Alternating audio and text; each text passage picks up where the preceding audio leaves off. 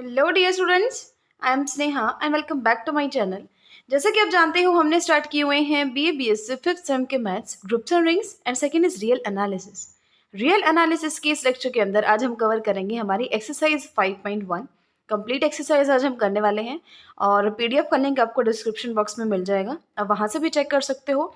और यहाँ तक के पूरे 5 चैप्टर्स विद एक्सरसाइज हमने किए हैं, उनकी प्लेलिस्ट का लिंक भी आपको डिस्क्रिप्शन बॉक्स में मिल जाएगा, आप चेक कर सकते हो। चलिए स्टार्ट करते हैं। फर्स्ट क्वेश्चन इसने कॉन्सेप्ट डिस्कस करने के लिए आपको बोला है। Neighbourhood, limit point, interior point, closure, boundary point, open and close sets, ये सब हम कर चुके हैं, पीछे किया ना हमने। तो वहाँ से देख के आपको जस्ट इनको डिफाइन करना है, डेफिनेशन लिखनी है। एंड एक चीज़ हमेशा याद रखना, कोई भी डेफिनेशन बिना एग्जाम्पल की कभी भी कंप्लीट नहीं होती। एग्जाम्पल में डेफिनेशन पूछी है ना, तो आपको एग्जाम्पल ज़रूर बता के आना होता है, और सबके एग्जाम्पल्स हमने किए हैं, दिए हुए हैं बुक में, आप कर लेना, इनको ज़रूर करना एग्जाम्पल भी। देखो सेकंड क्वेश्चन क्या है। सेकंड क्वेश्चन इसने यूजुअल मेट्रिक हमें डिफाइन किया है, हमें इसको डिस्क्राइब करना है और इसको डिस्क्राइब करना है। यानी ओपन स्फीयर हमें ड्रॉ करना है 1/2 इस पॉइंट के अराउंड, और रेडियस कितनी है उसकी 1। सिमिलरली 1/16 पॉइंट के अराउंड, और रेडियस कितनी है उसकी 1/16। तो चलिए देखते हैं उसको कैसे हम करने वाले हैं। देखो क्वेश्चन नंबर 2 में इसने हम कैसे करेंगे। देखो सबसे पहले हम डेफिनेशन ही लगाएंगे। किसी भी ओपन स्फीयर में कौन से पॉइंट्स आते हैं, वो सारे x belongs to that interval, जहाँ जिस इंटरवल पे ये डिफाइन है ना, क्योंकि देखो इसने बोला हुआ है कि जो x और y आएंगे ये कहाँ से आएंगे, क्लोज इंटरवल 0-1 से आएंगे। तो ओपन स्फीयर की डेफिनेशन में भी हम क्या कहेंगे, इस इंटरवल के वो सारे पॉइंट्स जिनका डिस्टेंस इस 1/2 पॉइंट से लेस देन दिस रेडियस यानी 1 की हो जाए। ठीक है, तो फिर आप क्या करोगे, देखो अब इसको थोड़ा ओपन कर लो। आपको एक चीज़ पता है कि अगर कहीं भी हमारे पास ये हो जाए कि modulus of x is less then a, तो क्या होता है कि x is between -a and a, ऐसे ही हम लिखते हैं। तो वही काम हमने यहाँ पे किया है। अच्छा एक बात देखो, वहाँ हमने कहा था कि जो x का मॉडुलस है ना वो a से कम है, तो हम इसको ऐसे लिखते हैं। और अगर x माइनस बी का मॉडुलस a से कम हो जाए तो हम क्या लिखेंगे, तो यही होगा जैसे वहाँ हो रहा है। x माइनस बी किस किस के बीच में होगा, -a और a के बीच में। फिर हम क्या करेंगे, हर साइड b ऐड कर देंगे, तो क्या बन जाएगा, b minus A is less then x is less then b plus a। तो वही चीज़ हम हमारी यहाँ पे यूज़ करने वाले हैं। क्या यूज़ करेंगे हम, x माइनस 1/2 लेस देन 1 है, तो 1/2 माइनस 1 और 1/2 प्लस 1 इसके बीच में होगा हमारा x। अब बिल्कुल ध्यान से समझना, 1/2 माइनस 1 क्या है, 1 माइनस 1/2, और ये क्या है 3/2। यानी x की वैल्यू इस इंटरवल में से आनी चाहिए, और दूसरी कंडीशन है कि -1/2 और 3/2 के बीच में होनी चाहिए। तो देखो इस चीज़ को सेटिस्फाई करने वाले कितने x हैं, सारे के सारे इस इंटरवल के पॉइंट्स। क्योंकि -1 जो पॉइंट्स 0 और 1 के बीच में ही हो गए, तो वो -1/2 और 3/2 के तो बीच में ऑब्वियसली हो जाएंगे। तो इन दोनों कंडीशंस को मिला के हमारे पास क्या बचा, क्लोज इंटरवल 0-1। तो इसके लिए ओपन स्फीयर कौन होगा, ये वाला। सिमिलरली आप S1/16 1/16 करोगे, यानी वही काम यहाँ पे हो जाएगा, थोड़ा डायरेक्टली लिख दिया है मैंने। वही चीज़ 1/16 माइनस 1/16, 1/16 प्लस 1/16, ये 0 है, ये 1/8 है। यानी इसमें बिलोंग करना चाहिए पहली बात तो, और दूसरी बात 0 और 1/8 के बीच में होने चाहिए। तो वो कौन सा इंटरवल बन जाएगा हमारा, 0 और 1/8 के बीच में, ना 0 के इक्वल हो और ना 1/8 के इक्वल हो। तो इनमें कॉमन क्या है, सिर्फ यही तो है 0 और 1/8 के बीच में, बाकी तो हम ले ही नहीं सकते। क्योंकि आपको ऐसे ही पॉइंट्स चाहिए जो इसमें और इस कंडीशन, इन दोनों कंडीशंस को सेटिस्फाई करें। तो वो सिर्फ ओपन इंटरवल 0 1/8 के पॉइंट्स हैं। थर्ड क्वेश्चन देखो, इसने ये कहा ये मैट्रिक्स स्पेस है, और NX जो है वो कलेक्शन है of all neighbourhoods of X की। Okay, then we have to show that कि अगर उस नेबरहुड में दो दो एलिमेंट्स बिलोंग करते हैं, ये दोनों उसमें बिलोंग करते हैं, इसका मतलब क्या है, M और N दोनों नेबरहुड हैं X की, तो उनकी इंटरसेक्शन भी नेबरहुड होगी। यानी intersection of two neighbourhoods is also a neighbourhood of that point. And second जिसने क्या कहा है कि अगर कोई नेबरहुड आपने ली और वो n किसी m के अंदर m का सबसेट है, तो वो जो बड़े वाला m है ना, वो भी नेबरहुड फॉर्म करेगा। देखो m और n के हैं नेबरहुड्स हैं। अब नेबरहुड की डेफिनेशन लगा दो, यानी इस x के अराउंड आपको एक ओपन स्फीयर मिल जाएगा जो m के अंदर कंटेन होगा, क्योंकि m नेबरहुड है। और एक R2 रेडियस आपको मिल जाएगी सच दैट एक ओपन स्फीयर उसके लिए एग्जिस्ट कर जाएगा जो कि n का सबसेट होगा, क्योंकि n भी x की एक नेबरहुड है। अब वही जैसा हम एग्जाम्पल्स में भी हमने कई बार किया है, अब इन दोनों ओपन स्फीयर्स को किसी एक ओपन स्फीयर से रिप्लेस करना है हमें, तो उसके लिए हम क्या करेंगे, R मान लेंगे R1 और R2 में से मिनिमम। क्यों मानेंगे? क्योंकि ऐसा करने से जो छोटी रेडियस का हम ओपन स्फीयर ड्रॉ करेंगे R का, वो सबसेट होगा R1 रेडियस वाले ओपन स्फीयर के भी, और ये सबसेट होगा R2 रेडियस वाले ओपन स्फीयर का भी, और ये M का सबसेट है और ये N का सबसेट है। तो इसका मतलब ये वाला जो स्फीयर है वो इसका भी सबसेट हो गया, और ये वाला जो ओपन स्फीयर है वो इसका भी सबसेट हो गया, तो दोनों की इंटरसेक्शन का भी तो सबसेट हो गया। इसका मतलब M इंटरसेक्शन N क्या फॉर्म कर दिया इसने, नेबरहुड। ऑब्वियसली x के राउंड हमने एक ओपन स्फीयर ड्रॉ किया और वो इसके अंदर बिलोंग कर गया, तो यही तो डेफिनेशन होती है ना नेबरहुड की, यानी M intersection N is neighbourhood of x, यानी M intersection N belongs to NX, क्योंकि NX क्या था, नेबरहुड्स की कलेक्शन, तो ये नेबरहुड है तो उसमें बिलोंग करेगी। यही हमें प्रूव करना था। बी पार्ट देखो, अब इसका बी पार्ट देखो, यानी N NX में बिलोंग करता है, यानी N जो है वो x की नेबरहुड है। तो नेबरहुड की डेफिनेशन लगाओ, आपको कोई R रेडियस मिल जाएगी सच दैट उसके अराउंड आपने उस रेडियस को ओपन स्फीयर ड्रॉ किया, वो N के अंदर बिलोंग कर जाएगा, सॉरी N का सबसेट हो जाएगा, क्योंकि N नेबरहुड फॉर्म करता है x की। अब ये N का सबसेट है और N M का सबसेट है, तो ऑब्वियसली जो ये ओपन स्फीयर है ये M का सबसेट हो जाएगा। तो इसका मतलब क्या है, जो M किस में बिलोंग कर गया, NX के अंदर, यानी वो भी क्या फॉर्म करेगा, नेबरहुड। यानी कोई छोटा नेबरहुड है ना, और उसके जितने भी सुपर सेट्स होते हैं वो नेबरहुड होते हैं। इस चीज़ को ऐसे भी पूछा जा सकता है कि super set of the neighbourhood is again the neighbourhood of that point. Fourth question देखो, इसमें भी आपने डिस्क्राइब करना है एक ओपन स्फीयर, और ये आपको मेट्रिक दे रखा है, जैसा हमने एग्जाम्पल्स में किया था ना, बिल्कुल वैसे ही हमें करना है। कौन से वाला एग्जाम्पल? देखो पेज नंबर 3 पे स्टार्टिंग में ही हमने ऐसा कुछ किया था ना, ओपन स्फीयर यही था, और डी इन्होंने इस टाइप से डिफाइन कर रखा था।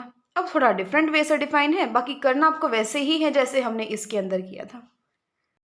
देखो क्वेश्चन नंबर 4, इसमें आपने ओपन स्फीयर ड्रॉ करना है। अब इसमें कौन से पॉइंट्स आएंगे जिनका डिस्टेंस इस 0 पॉइंट से उस रेडियस से यानी 1 से कम हो जाए, यही तो डेफिनेशन थी।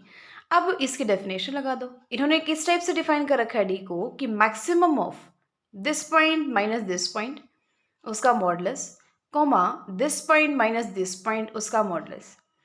ये क्या है, मॉड एक्स, ये क्या है, mod Y, which is less than 1, यानी मैक्सिमम जो है मॉड एक्स और मॉड वाई का 1 से कम होना चाहिए। तो इसका मतलब क्या है, इस केस में जो ओपन स्फीयर है वो बनेगा interior of the square bounded by the following 4 straight lines, ये वाली, ये वाली, ये वाली और ये वाली, यानी x is equal to 1, x is equal to -1, y is equal to 1 and y is equal to -1।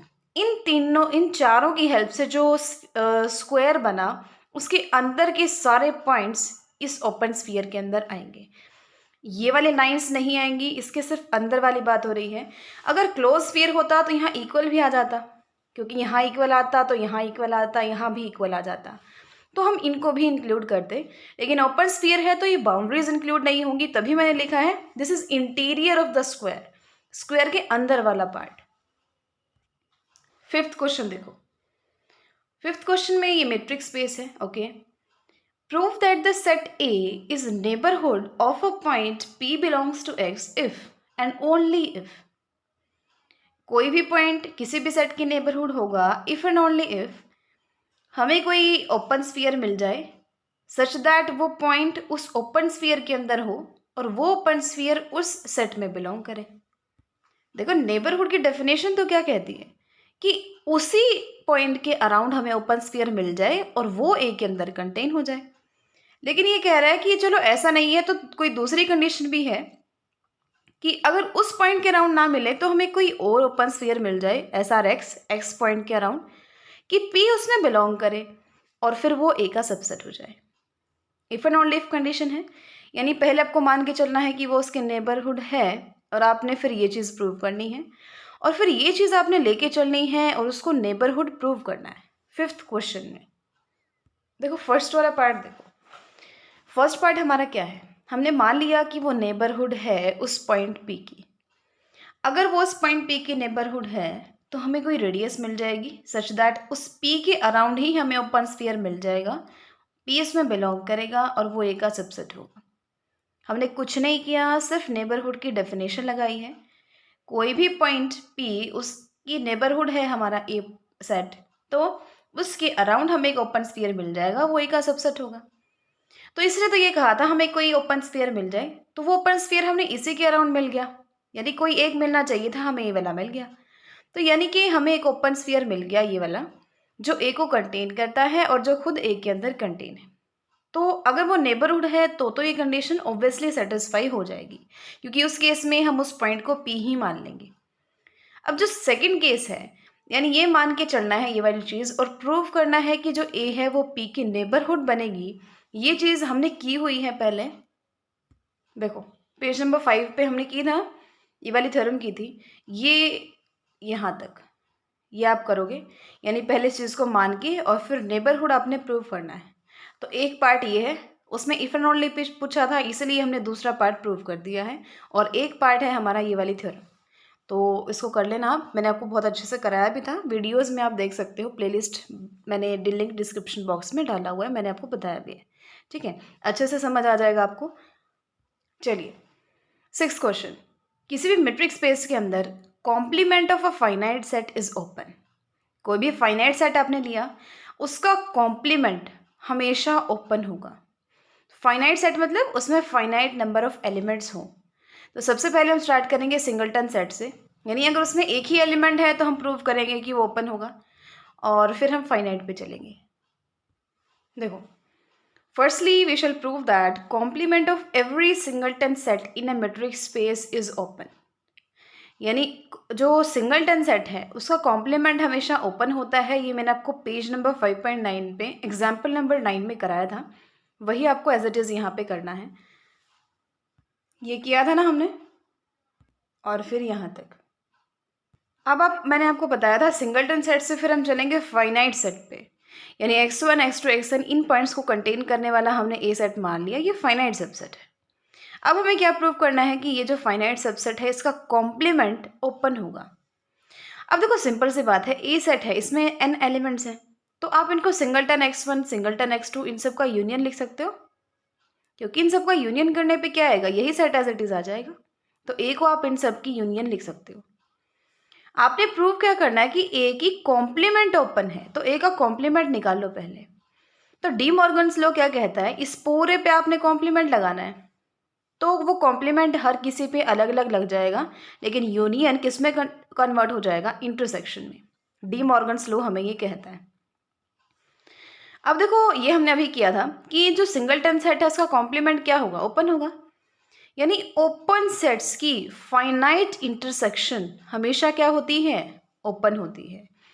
Each this is open and intersection of finite number of open sets is open, hence A complement is also open, hence complement of a finite set is open. इस type से हम इसको prove करेंगे। Question number 7, अगर कोई दो subsets हैं A और B metric space X D के, तो आपने ये प्रूव करना है कि जो डराइव्ड सेट है ए यूनियन बी का, वो इक्वल हो जाएगा derived set of A union derived set of B के। ये आपने प्रूव करना है। देखो अब किन्हीं दो चीज़ों को इक्वल दिखाना है, आपने इन दोनों को इक्वल प्रूव करना है। तो पहले इसको इसका सबसेट दिखा दो और इसको इसका सबसेट दिखा दो, ऑब्वियसली फिर इक्वल हो जाएंगे। तो पहले हम इसको राइट हैंड साइड को सबसेट दिखाएंगे लेफ्ट हैंड साइड का। कैसे, ए जो है वो ए यूनियन बी का सबसेट होता है, क्योंकि ए यूनियन बी में ए के और बी के सारे एलिमेंट्स होते हैं, तो ए सेट तो ऑब्वियसली सबसेट होगा इसका, और बी भी सबसेट होगा। और ये हमें पता है कोई भी सेट दूसरे सेट का सबसेट है तो उसके डराइव्ड सेट का सबसेट होगा। So this is subset of this and this is subset of this. अब ये सेट भी इसका सबसेट है और ये सेट भी इसका सबसेट है, तो इनकी यूनियन भी तो इसका सबसेट हो जाएगी। यही हमें दिखाना था। अब दूसरा पार्ट प्रूव करते हैं कि ये भी इसका सबसेट है। अब देखो डायरेक्टली प्रूव करना, वैसे तो हम क्या प्रूव करते थे, इसमें से एक पॉइंट लिया, इसमें भी दिखा दो, फिर ये इसका सबसेट हो जाता था। लेकिन यहाँ पे ये चीज़ प्रूव करनी थोड़ी सी डिफिकल्ट है, तो इसके लिए ना हम इसका कॉन्ट्रापोजिटिव प्रूव करेंगे। कॉन्ट्रापोजिटिव मैंने आपको पहले भी कई बार बताया हुआ है। कॉन्ट्रापोजिटिव क्या होता है, जैसे वैसे तो हम इसमें से पॉइंट लिया और इसमें प्रूव करते थे, कॉन्ट्रा पॉजिटिव मतलब वो इसमें बिलोंग नहीं करता तो वो इसमें भी बिलोंग नहीं करना चाहिए, ये होता है कॉन्ट्रा पॉजिटिव। सिंपल तो ये है कि इसमें बिलोंग करता है तो इसमें बिलोंग करेगा। कॉन्ट्रा पॉजिटिव मतलब इसमें बिलोंग नहीं करता तो इसमें भी बिलोंग नहीं करना चाहिए, तो ये इसका सबसेट हो जाएगा। अब ये लेके चल पड़ते हैं, वो इसमें बिलोंग नहीं करता, यूनियन में नहीं है तो ना तो डी ए में है और ना ही डी बी में। अब डी ए में और डी बी, डी ए और डी बी क्या है, डेराइव्ड सेट्स हैं, और डेराइव्ड सेट्स में क्या होता है, लिमिट पॉइंट। जब एक्स ना ए के डेराइव्ड सेट में है और ना एक्स बी के डेराइव्ड सेट में है तो ना तो वो ए का लिमिट पॉइंट है ना वो बी का लिमिट पॉइंट है। यानी आपको ऐसी नेबरहुड्स मिल जाएंगी कि एक्स ऐसे नेबरहुड्स मिल जाएंगे आपको उसकी सच दैट ए का इंटरसेक्शन उसके साथ एक्स को छोड़ के क्या हो जाएगा, फाई। एंड सिमिलरली इसके लिए भी आपको नेबरहुड एम मिल जाएगी कि उसका और इस सेट का इंटरसेक्शन एक्स को छोड़ के हो जाएगा फाई। क्योंकि वैसे तो क्या है, उस नेबरहुड का और उस सबसेट का इंटरसेक्शन नॉन एम्प्टी आना चाहिए उस पॉइंट को छोड़ के, अगर वो लिमिट पॉइंट होता। लेकिन लिमिट पॉइंट नहीं है तो इंटरसेक्शन फाई आएगा। अब देखो एक चीज़ तो आपको पता है, एन और एम का इंटरसेक्शन ये एन का भी सबसेट होता है और ये एम का भी सबसेट होता है, क्योंकि इसमें इन दोनों के कॉमन एलिमेंट्स आते हैं। तो एन और एम बड़े होंगे, इंटरसेक्शन छोटा होगा, मैक्सिमम इक्वल हो सकता है। तो जब एन के साथ ही इसकी इंटरसेक्शन फाई है तो एन इंटरसेक्शन एम तो उससे छोटा है, तो उसके साथ भी तो इसकी इंटरसेक्शन फाई होगी। एंड सिमिलरली यहाँ भी एन इंटरसेक्शन एम के साथ उसकी इंटरसेक्शन फाई होगी। अब ए के साथ भी इसकी इंटरसेक्शन एक्स को छोड़ के फाई है और बी के साथ भी इसकी इंटरसेक्शन एक्स को छोड़ के फाई है, तो ए यूनियन बी के साथ भी तो इसकी इंटरसेक्शन एक्स को छोड़ के फाई होगी। अब ये क्या कहता है कि एक्स लिमिट पॉइंट नहीं है ए यूनियन बी का, क्योंकि लिमिट पॉइंट होता तो इसमें और इस नेबरहुड में इंटरसेक्शन एक्स को छोड़ के नॉन एम्प्टी आती, लेकिन ये तो एम्प्टी है, फाई है, तो ये लिमिट पॉइंट नहीं है ए यूनियन बी का। यानी x does not belong to derived set of A union B, क्योंकि डिराइव्ड सेट में क्या है, इसके सारे लिमिट पॉइंट्स का कलेक्शन, और x लिमिट पॉइंट नहीं है तो वो इसके डिराइव्ड सेट में बिलोंग नहीं करता। यानी ये इसका सबसेट है, और कॉन्ट्रा पॉजिटिव प्रूव कर दिया ना हमने, तो इसका मतलब ये इसका सबसेट है, तो दोनों से ही 1 और 2 इम्प्लाइज ये इसके इक्वल हो जाएगा। 8th क्वेश्चन देखो, y क्या है, हमारा x मेट्रिक स्पेस का सब स्पेस है। सब स्पेस मैं आपको इसे पीछे वाले लेक्चर में ही मैंने आपको कराया था। अब if a is subset of y, यानी y का सबसेट अगर ओपन है x के अंदर तो वो y के अंदर भी ओपन होगा।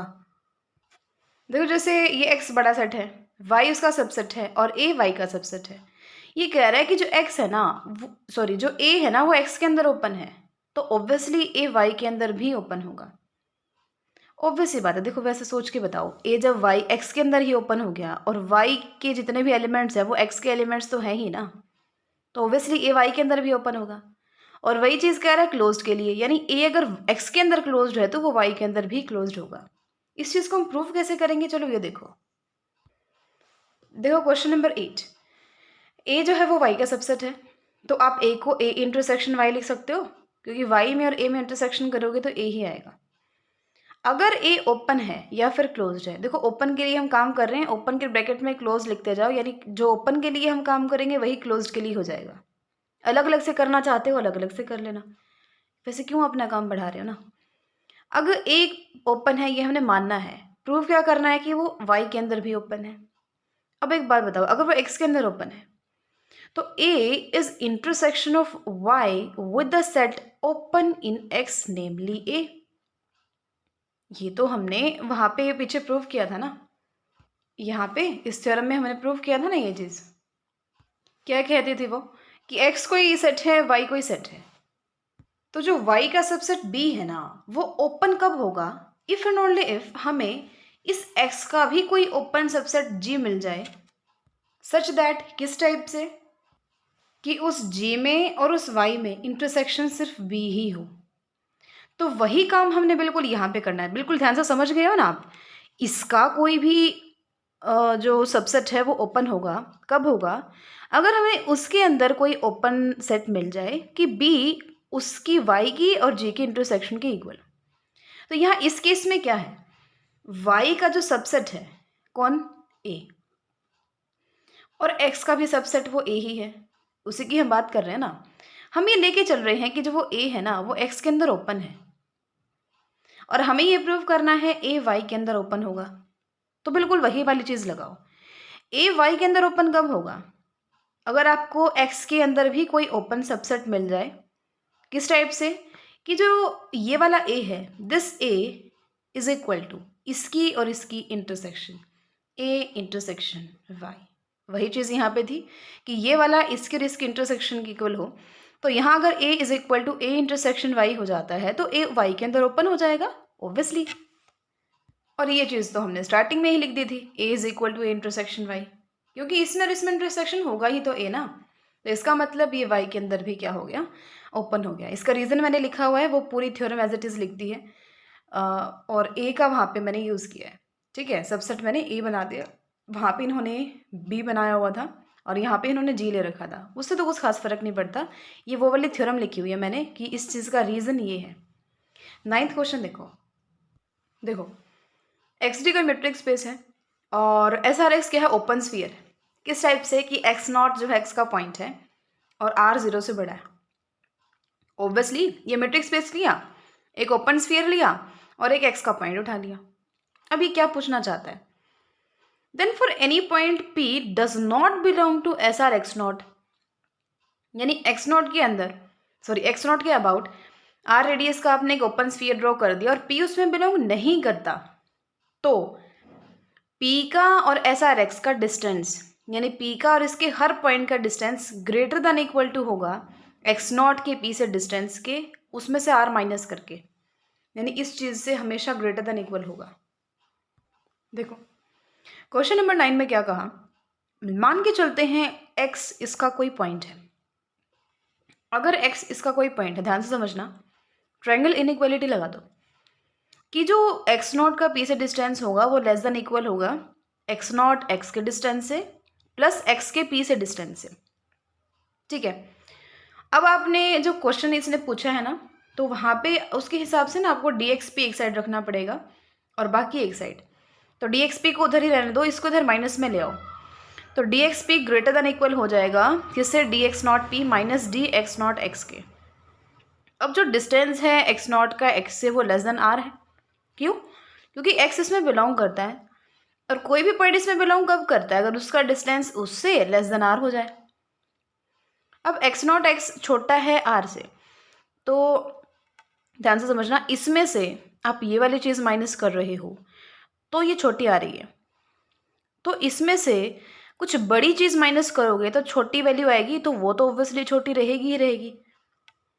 तो D X P is less than equal to D X naught P, बस इसको आपने आर से रिप्लेस कर दिया, क्योंकि इस वैल्यू में से जैसे ये 10 है, तो इसमें से अगर आप 3 माइनस कर रहे हो तो आंसर 7 आएगा, और ये आर बड़ा है और इसमें से अगर आप 5 माइनस करोगे तो आंसर 5 आएगा, यानी बड़ी वैल्यू माइनस करने से आंसर छोटा आ रहा है। तो जब बड़ी वैल्यू ही लेस देन है तो छोटी वैल्यू तो ऑब्वियसली लेस देन होगी ना, तो इसको आप आर से रिप्लेस करोगे तो भी ये ग्रेटर देन इक्वल ही रहेगा।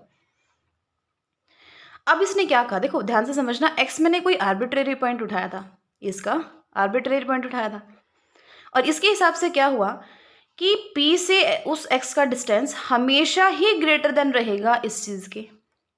तो जब ये आर्बिट्रेरी पॉइंट है, यानी इस ओपन स्फीयर के हर पॉइंट का डिस्टेंस P से ग्रेटर देन इक्वल रहेगा इस चीज़ के, तो वो क्या होता है? P comma S R X not.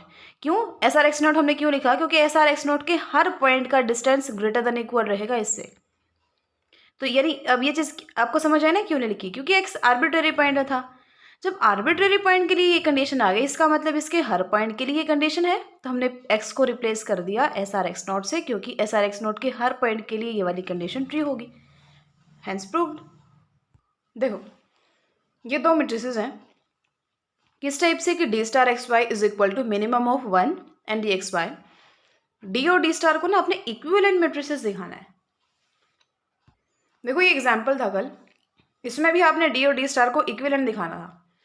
उसके लिए हमने क्या किया था कि कोई डी ओपन स्फीयर लिया और ये दिखा दिया कि डी स्टार ओपन स्फीयर उसके अंदर कंटेन है। फिर हमने कोई डी स्टार ओपन स्फीयर लिया और फिर दिखा दिया कि एक डी ओपन स्फीयर उसके अंदर कंटेन है। यदि कोई भी डी ओपन स्फीयर है तो वो डी स्टार ओपन स्फीयर भी होगा, और डी स्टार ओपन स्फीयर है तो डी ओपन स्फीयर भी होगा। यही हम प्रूव करते हैं। तो देखो फिर, it is sufficient to prove that every d open sphere about any point contains a d star open sphere about a and conversely, मतलब d open sphere d star open sphere को contain करेगा और d star open sphere लोगे तो वो किसी d open sphere को contain करेगा। ऑब्वियसली फिर वो इक्विवेलेंट मैट्रिसेस हो जाएंगी। देखो, अब देखो जो d स्टार एक्स वाई है वो लेस देन इक्वल होगा डी एक्स वाई के, ऑब्वियसली, क्योंकि इसने d स्टार किस टाइप से डिफाइन किया हुआ है, 1 और डी एक्स वाई में से कौन मिनिमम, यानी ये छोटा है, डी एक्स वाई और 1 में से मिनिमम है। अगर मिनिमम 1 है तो भी ये लेस देन इक्वल होगा डी एक्स वाई से, और मिनिमम अगर डी एक्स वाई ही है तो फिर क्या हो जाएगा, ये डी एक्स वाई के इक्वल हो जाएगा। यानी अगर मिनिमम वैल्यू 1 आई तो लेस होगा, और डी एक्स वाई ही मिनिमम वैल्यू आ जाए तो फिर ये इक्वल हो जाएगा। यानी टोटली मिला के ये जो है हमेशा ही लेस देन इक्वल रहेगा डी एक्स वाई के। अब देखो, इस चीज़ की डेफिनेशन लिख दो और फिर इस चीज़ की डेफिनेशन लिख दो। देखो ये चीज़ कैसे आई, ये चीज़ थोड़ी सी समझने की कोशिश करना। वैसे तो जो डी स्टार एक्स वाई है वो लेस देन इक्वल है डी एक्स वाई के, और जब हमने सेट्स बनाए, यानी देखो यहाँ से ये कहना चाहता है कि जब एक्स और वाई का डिस्टेंस निकालोगे ना, अगर डी मैट्रिक की हेल्प से निकालोगे तो वो बड़ा डिस्टेंस दिखाएगा, और डी स्टार की हेल्प से निकालोगे तो वो डिस्टेंस छोटा दिखाएगा। तो ऐसे पॉइंट्स का सेट जिनका डिस्टेंस ए से लेस देन आर है वो सबसेट होगा ऐसे पॉइंट्स के सेट के जिनका डिस्टेंस एक्स से लेस देन आर है डी स्टार के केस में। ये चीज़ थोड़ी सी समझने की कोशिश करो। मैंने आपको दे दिए 2 पॉइंट्स, 1 और 2 दे दिए। अब 1 और 2 का जो डिस्टेंस है डी स्टार के केस में वो कम होगा, और डी के केस में वो क्या होगा, ज़्यादा होगा। देखो 1 और 2 पॉइंट रहने दो, आप आर्बिट्ररी एक्स और वाई पॉइंट देखो। देखो एक्स और वाई पॉइंट के बीच का डिस्टेंस डी स्टार के लिए निकालोगे, डी स्टार मैट्रिक की हेल्प से निकालोगे, वो कम आएगा, इस केस में वो ज़्यादा आएगा। मान लो इस केस में आ गया 2, इस केस में आ गया 4, और आपने आर की वैल्यू ले ली 3। ध्यान से समझना, डी स्टार एक्स वाई की वैल्यू 2 है, इसकी वैल्यू 4 है, इसकी वैल्यू आर की मैंने 3 ले ली। तो ऐसे पॉइंट्स का सेट जिनका डिस्टेंस लेस देन आर है, यानी लेस देन 3 है, और ऐसे पॉइंट्स का डिस्टेंस डी स्टार के केस में जिनका लेस देन 3 है, तो लेस देन 3 वाले में कौन सा आ पाया, ये वाला ना। यानी D star X Y less than R, ये यहाँ पे एलिमेंट्स ज़्यादा आएंगे, क्योंकि ये एलिमेंट कैसा है, इसकी वैल्यू क्या आएगी, कम आएगी डी एक्स वाई से, या फिर इक्वल आ सकती है। समझे ना, आर अगर मैंने 3 डिफाइन कर दिया और इसकी वैल्यू आ रही है 2, इसकी वैल्यू आ रही है 4, तो ये वाला जो पॉइंट आया वो तो इसमें बिलोंग करा ही नहीं, लेकिन इसमें बिलोंग कर गया। तो इस सेट में एलिमेंट ज़्यादा मिलेंगे, इस सेट में एलिमेंट कम मिलेंगे। ठीक है, तो ये रीज़न है कि डिस्टेंस तो ये वाला लेस देन इक्वल है इससे, लेकिन ये सेट में ज़्यादा एलिमेंट होंगे, ये सेट में कम एलिमेंट होंगे, ये सबसेट होगा इसका। और ये है क्या, डी ओपन स्फीयर है। ये डेफिनेशन किसकी है, एस आर ए की ही तो डेफिनेशन है। और ये किसकी है, ये भी एस आर ए की डेफिनेशन है, लेकिन स्टार, यानी S R A is contained in S star A, S R star A, जैसा कि हमने एग्जाम्पल में किया था। यानी कोई डी स्टार ओपन है तो उसका सबसेट हमें मिल गया कौन, डी ओपन सेट। यानी कोई डी स्टार ओपन है तो वो डी ओपन भी होगा। ऐसे ही बिल्कुल उल्टा कर लो उसके लिए। On the other hand, on the other hand का मतलब हमने अब ये दिखाया ना कि जो डी स्टार ओपन है उसके अंदर डी ओपन कंटेन होगा। अब हमें ये दिखाना है डी ओपन के अंदर डी स्टार ओपन कंटेन होगा। अब आर ये पॉजिटिव नंबर होता है, ये तो हमें पता है। R1 आपने R और 1 में से मिनिमम मान लिया, यानी या तो इसका आंसर 1 आएगा, या तो R1 1 के इक्वल होगा, या फिर R1 R के इक्वल होगा। तो इस केस में भी बिल्कुल वही चीज़, बिल्कुल ध्यान से समझना, डी स्टार वो लेस देन R1 है और डी के केस में लेस देन R1 है, तो इस सेट में ज़्यादा एलिमेंट्स आएंगे, इस सेट में कम एलिमेंट्स आएंगे, क्योंकि R1 वैल्यू क्या है, मिनिमम है, और R वैल्यू क्या है, ज़्यादा है। तो R वैल्यू ज़्यादा है, फॉर एग्जाम्पल यही देख लो, R1 की वैल्यू है 3 और R की वैल्यू है 10, तो ऐसे पॉइंट्स जिनका डिस्टेंस 3 से कम है वो तो इस सेट में आएंगे, और ऐसे पॉइंट जिनका डिस्टेंस 10 से कम है वो इसमें आएंगे। तो ऑब्वियसली इसमें ज़्यादा एलिमेंट्स होने के चांस है ना, तो इसलिए इसमें कम आएंगे, इसमें ज़्यादा एलिमेंट्स आएंगे, ये इसका सबसेट होगा। यानी डी ओपन सेट में एक D star open set open sphere exist करता है, डी ओपन स्फीयर में एक D star open sphere exist करता है। बस यही दिखाना था। कोई डी ओपन सेट है तो उसके अंदर D star open set exist, set नहीं स्फीयर एग्जिस्ट करेगा, और कोई डी ओपन है तो वो उसमें डी स्टार ओपन एग्जिस्ट करेगा। तो वही हमने दिखा दिया, तो इसलिए हमारा ये जो क्वेश्चन है ये प्रूव हो गया। देखो क्वेश्चन ज़्यादा लेंथी नहीं है, बट समझने की ज़रूरत है। एंड अब मुझे लगता है आपको हर स्टेप समझ आ गया होगा। लास्ट एंड 11th क्वेश्चन देखो, डी इस टाइप से डिफाइन है, डी स्टार इस टाइप से डिफाइन है, इनको इक्विवेलेंट आपने प्रूव करना है। देखो एक रिजल्ट होता है कि कोई भी दो मैट्रिसेस इक्विवेलेंट हैं, उस चीज़ के लिए कंडीशन होती है, अगर वो फुलफिल हो जाए तो वो इक्विवेलेंट हो जाते हैं। इतने मतलब इतना हमें कुछ ज़्यादा समझने की ज़रूरत नहीं होती कई बार, लेकिन कई बार हमें इसी वे से करना होता है, इसीलिए हमने 10th क्वेश्चन इस टाइप से किया। 11th थोड़ा इजीली हम कर सकते हैं। ये रिजल्ट होता है कि दो मैट्रिसेस हैं अगर एक सेट के ऊपर, और वहाँ पे दो पॉजिटिव रियल नंबर्स मिल जाते हैं आपको, के और कैपिटल के। किस टाइप से कि जब डी एक्स वाई की स्मॉल के से मल्टीप्लाई करो और कैपिटल के से मल्टीप्लाई करो, इन दोनों के बीच में वैल्यू आए डी स्टार एक्स वाई की, यानी उन पॉइंट्स का डिस्टेंस डी के केस में निकाल लो और उसकी के से मल्टीप्लाई करो, फिर उसकी कैपिटल के से मल्टीप्लाई करो और फिर उनका डिस्टेंस निकालो डी स्टार मैट्रिक के केस में। तो ये वाला रिजल्ट अगर होल्ड करता है तो वो डी और डी स्टार इक्विवेलेंट हो जाती हैं। देखो इस चीज़ को हम यहाँ पे कैसे प्रूव करेंगे। ये रिजल्ट लिखा है मैंने यहाँ से यहाँ तक, ए हमने इसको नाम दे दिया। अब देखो we have x1 minus Y one is less than equal to maximum of x1 y1 and x2 minus y2। Obviously दो ही वैल्यू हैं। इन ये जो पूरी टर्म है राइट हैंड साइड, इसका मैक्सिमम, इसका जो आंसर है वो क्या आएगा, या तो ये या फिर ये। अगर इसका आंसर आ जाता है x1 माइनस वाई वन का मोड, तो वो ये दोनों टर्म हो जाएंगे इक्वल। और अगर इसका आंसर आ जाता है ये, यानी ये इन दोनों में से मैक्सिमम कौन है ये, तो ऑब्वियसली ये वाली टर्म छोटी होगी इससे, यानी लेस देन इक्वल वाला केस है। Similarly x2 minus Y two के लिए वो भी क्या होगा, लेस देन इक्वल होगा इसके मैक्सिमम के। अब इसका मतलब क्या है, ये मैक्सिमम, ये चीज़ क्या कही है इसने, D star X Y. D star X Y इसी टाइप से डिफाइन है ना, maximum of modulus of x1 minus Y one and x2 minus Y two का मॉडुलस। तो ये चीज़ इससे भी लेस देन इक्वल, ये चीज़ भी इससे लेस देन इक्वल टू है और ये चीज़ भी इससे लेस देन इक्वल टू है। अब देखो हमने डी स्टार से ना डी तक पहुंचना है, और डी है क्या, x1 माइनस वाई वन का square plus x2 minus Y two का स्क्वायर, उनका रूट। तो क्या करो, इसका स्क्वायर ले लो, इसका स्क्वायर ले लो, उनको ऐड कर दो। ठीक है, देखो इसका स्क्वायर किया, इसका स्क्वायर किया और उनको ऐड कर दिया, हम यहाँ तक पहुँच गए। उसके बाद हमें रूट लेना था, तो अभी तो डी एक्स वाई बनेगा, दोनों साइड रूट ले लिया, ये चीज़ लेस देन इक्वल टू आ गई root two D star X Y की। यानी एक कंडीशन तो यहाँ पे होल्ड कर गई ना, यहाँ पे नहीं अभी नहीं हुई, अभी हमें थोड़ा सा काम और करना पड़ेगा। अच्छा एक चीज़ और, इस रिजल्ट में इन्होंने यहाँ पे डी डी लिखा है, यहाँ पे डी स्टार। हम प्रूव करेंगे यहाँ पे डी और यहाँ पे डी स्टार, यानी यहाँ पे डी और यहाँ पे हमने डी स्टार की कोई टर्म लेनी है, यहाँ पे भी डी स्टार, यानी सिंपल सी बात है, जहाँ डी है वहाँ डी स्टार है वहाँ डी, ये चीज़ हम प्रूव करेंगे। तो एक साइड तो हमने प्रूव कर ही दी, हमने क्या प्रूव कर दिया कि D X Y is less than equal to root two into D star X Y. ये वाली चीज़ तो होल्ड हो गई, ये वाली और देखो। इसके लिए हम क्या करेंगे, जो ए और बी का मैक्सिमम है वो हमेशा ही लेस देन इक्वल होता है ए स्क्वायर प्लस बी स्क्वायर के रूट के। कभी भी कोई भी वैल्यू लेके देख लो, जैसे 1 और 2 है, 1 और 2 में मैक्सिमम कौन है, 2, तो वो हमेशा लेस देन इक्वल होगा किसके, ए स्क्वायर प्लस बी स्क्वायर उसके रूट के, यानी 1 प्लस 4 5 के रूट के। तो ऑब्वियसली 2 जो है वो लेस है 5 के रूट के, क्योंकि 4 का रूट तो 2 ही आ जाता है, तो 5 का रूट तो समथिंग 2 से बड़ा ही आएगा ना, तो लेस देन इक्वल हो जाएगा हमेशा ही, कोई भी वैल्यू ले लो। अब ए को आप मान लो x1 माइनस वाई वन और बी को मान लो x2 माइनस वाई टू। तो maximum of x1 minus Y one x2 minus Y two is less than equal to इस चीज़ के। ये क्या है, डी स्टार एक्स वाई, ये क्या है, डी एक्स वाई। तो ये वाली चीज़ भी प्रूव होगी कि 1 के साथ हमने मल्टीप्लाई करी किसकी, डी स्टार एक्स वाई की, वो लेस देन इक्वल हो गया डी एक्स वाई के।